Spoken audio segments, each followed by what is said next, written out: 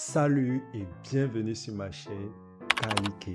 Ici, on parle des notes, on parle d'accords, on parle de musique. Comme promis, j'ai décidé d'aborder le premier thème qui est comment harmoniser une chanson. C'est-à-dire, vous avez des difficultés à combler des vides. Lorsque vous jouez un chant pour passer d'un accord à un autre accord, vous avez des difficultés. Vous ne savez pas quelle note faut mettre pour, pour rendre ce chant plus intéressant. Alors, ce tuto est pour vous.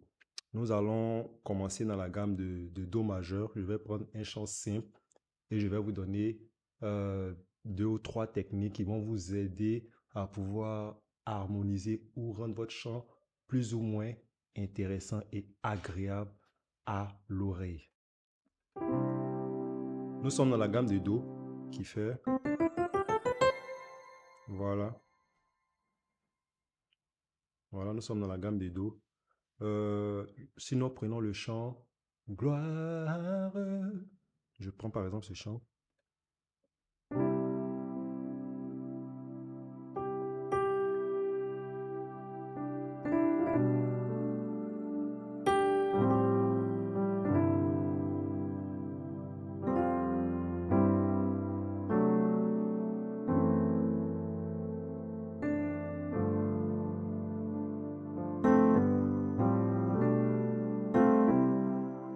Donc, vous voyez que je n'ai pas utilisé de grands accords. On n'a pas besoin de grands accords pour pouvoir accompagner un chant. On a juste besoin de la technique. Et cette technique, je vais vous la montrer maintenant.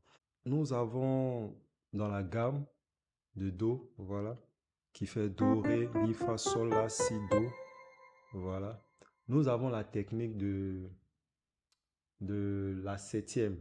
Voilà. On peut utiliser la septième dans un chant. La septième, c'est quoi? Nous avons la septième mineure et la septième majeure. La septième majeure, c'est la septième qui régit la gamme diatonique, c'est-à-dire quand la septième note de la gamme de Do, par exemple, vu que nous jouons dans la gamme de Do. Donc, Si, par exemple, c'est la septième majeure de Do.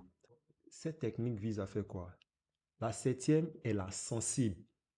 Donc, quand vous voulez jouer sensible, vous pouvez utiliser cette note-là pour rendre votre chant plus sensible à l'oreille de celui qui vous écoute. Alors, cette sensible-là, la septième qui est Mi, lorsque vous jouez la septième à la main gauche, par exemple, vous devez à la main droite jouer la quinte. Voilà, la quinte. C'est-à-dire, par exemple, si je fais gloire, gloire, voilà, au lieu de faire ça, gloire, je vais faire ça, gloire, gloire. Donc, vous voyez que ça a été, la transition a été sensible. C'est pour ça qu'on appelle cette note-là sensible. Voilà, dans d'autres recherches ou dans d'autres théories, vous allez voir que la septième est par ricochet la tierce de la quinte. Donc, on peut faire ce qu'on appelle souvent au gospel. Souvent, vous allez voir dans certaines écritures scientifiques B ou bien C ou G qui est sol slash B. Voilà, ou n'importe. Ça veut dire quoi? Ça veut dire que sol slash si. Quand vous voyez ce genre d'écriture, ça veut dire que sol est appliqué à la main droite et si est appliqué à la main gauche. Donc la main gauche est derrière et à droite du slash et la main droite est à gauche du slash. C'est-à-dire on lit ça sol basse si. Voilà. Donc gloire.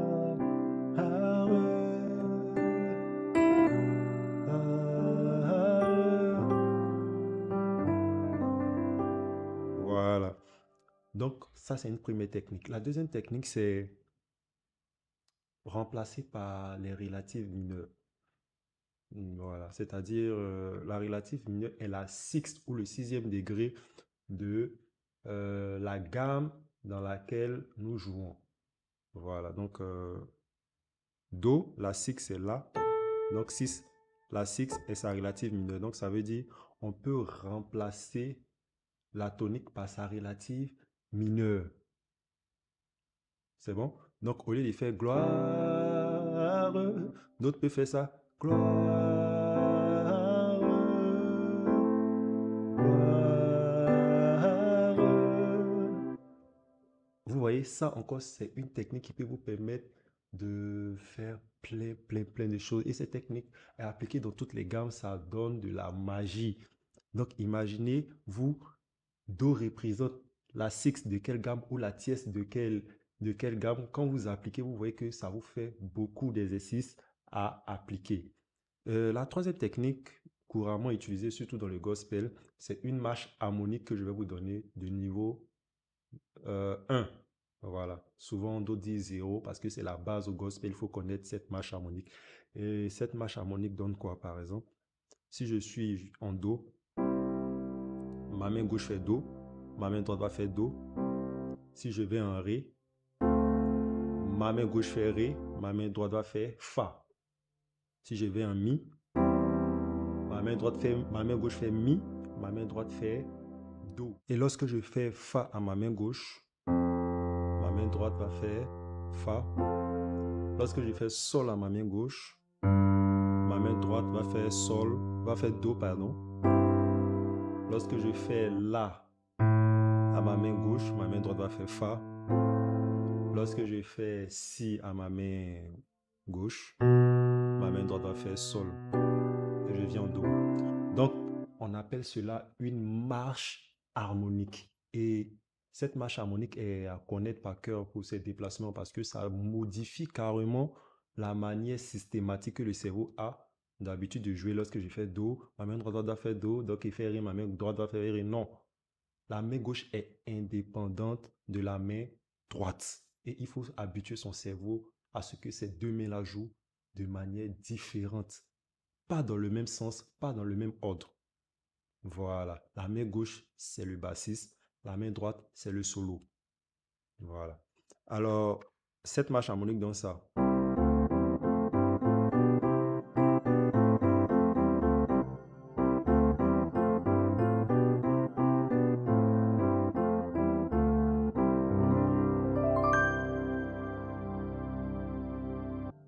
Voilà.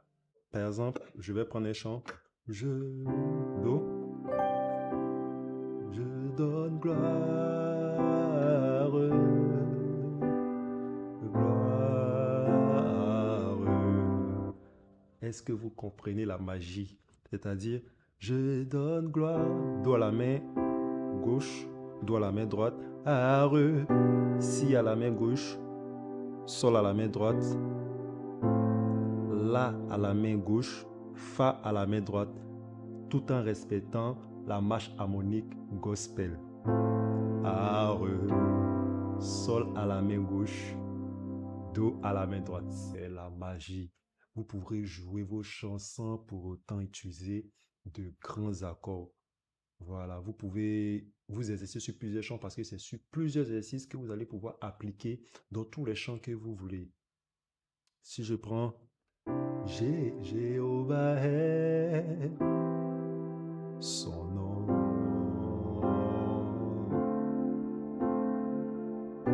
Jéhovah est son nom. C'est la même règle que j'utilise, de plus simple et beau pour pouvoir jouer, faire descendre la présence de Dieu dans vos cultes. Si tu as compris cette leçon, n'oublie pas de mettre un like, un pouce bleu et de mettre en commentaire ce que tu en penses ou de poser des questions à laquelle je vais répondre pour les prochains cours. À très vite pour notre prochaine leçon.